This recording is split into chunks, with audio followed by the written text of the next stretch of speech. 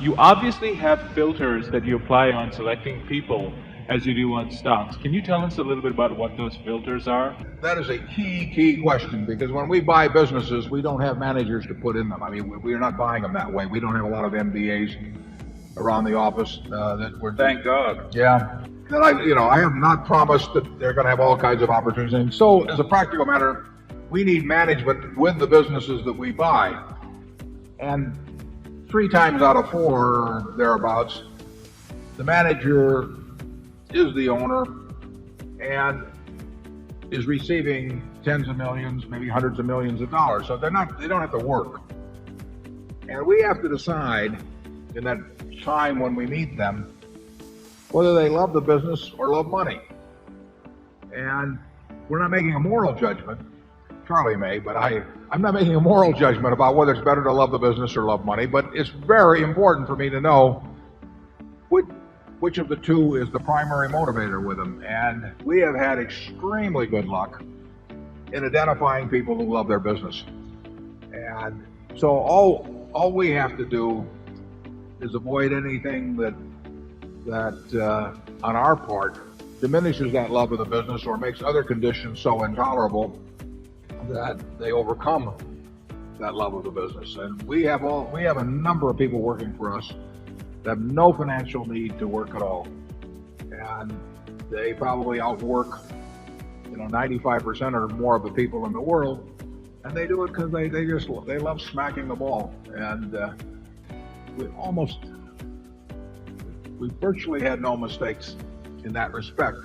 And we have identified a number of people, Charlie and I have, in terms of proposals to us, where we felt that they liked the money better than the business. They were kind of tired of the business, and they might promise us that they would continue on and they would do it in good faith, but something would happen 6 months later or a year later, and they'd say to themselves, why am I doing this for Berkshire Hathaway when I could be doing whatever else they want to do?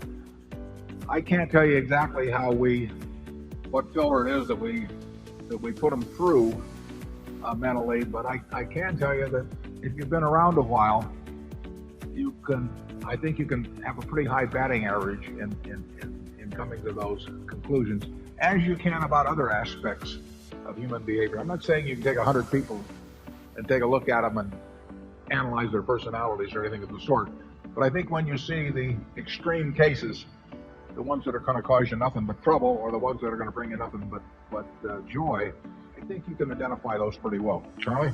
Well, yeah, I think it's pretty simple. You've got integrity, intelligence, and experience, and dedication.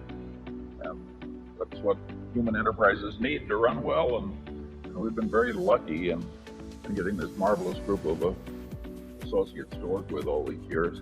But we filter out a lot of people, and then they say, how do you filter them out? I would say, and I think Charlie will agree with this, people give themselves away fairly often, and maybe it does help to have been around as long as we have, in seeing the various ways they give themselves away.